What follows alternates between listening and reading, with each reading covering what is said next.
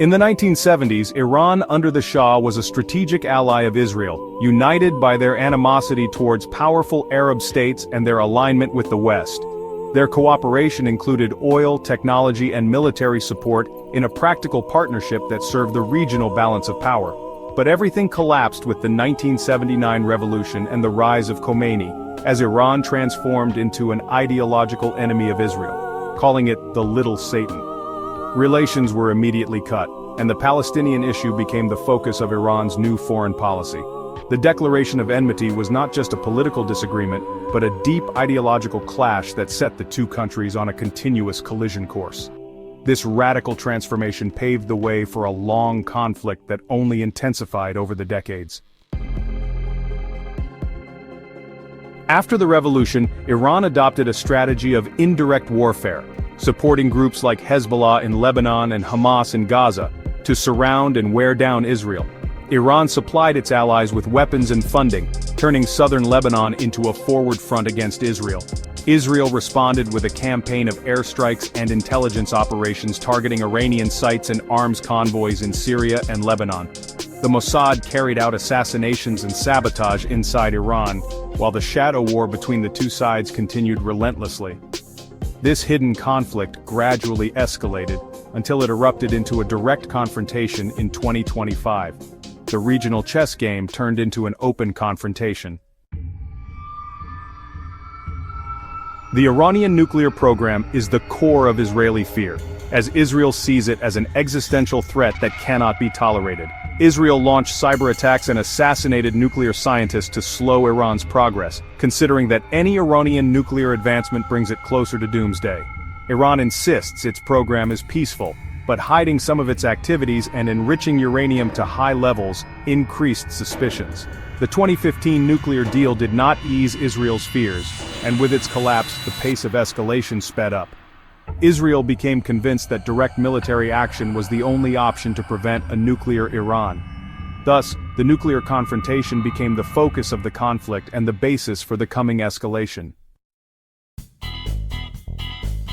In June 2025, Israel launched a massive aerial attack on Iran, targeting key nuclear and military facilities in an unprecedented operation.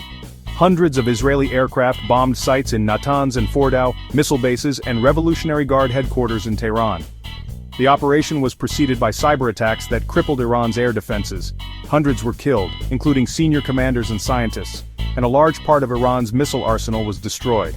The attack shook the Iranian regime and caused panic in the streets, with tens of thousands fleeing Tehran. For the first time, the conflict shifted from the shadows to a direct military confrontation. The world awaited Iran's response amid fears of a regional explosion. Iran did not delay its response, launching hundreds of missiles and drones at major Israeli cities in an unprecedented attack. Despite Israeli air defenses intercepting a large number of projectiles, the strikes hit Tel Aviv and Haifa and caused dozens of deaths and hundreds of injuries. The Iranian attack targeted civilians and infrastructure and created deep psychological trauma in Israeli society. Iran wanted to prove its deterrence capability and impose a new equation. Any attack on its territory would be met with a devastating response. The escalation revealed the fragility of traditional deterrence and plunged the region into a spiral of mutual revenge. For the first time, Israelis felt a direct threat from Iran itself. The conflict spiraled out of control, and fears of an all-out war began.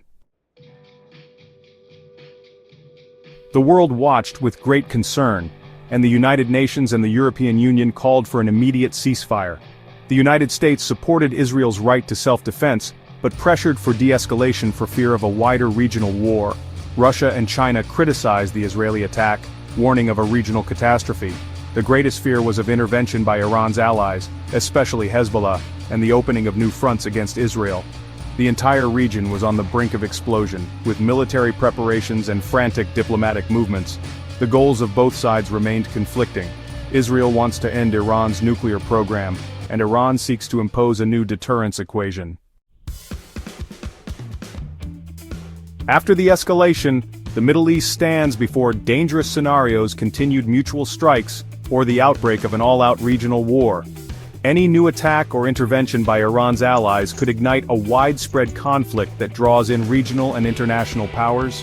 The Iranian nuclear program will remain the focus of the conflict and may push Tehran to accelerate the acquisition of nuclear weapons as a deterrence guarantee. Despite the devastation, there is a slim hope for the return of diplomacy if both sides realize the cost of an all-out war. But the lack of trust and ideological animosity makes a political solution difficult to achieve. The future of the conflict remains suspicious.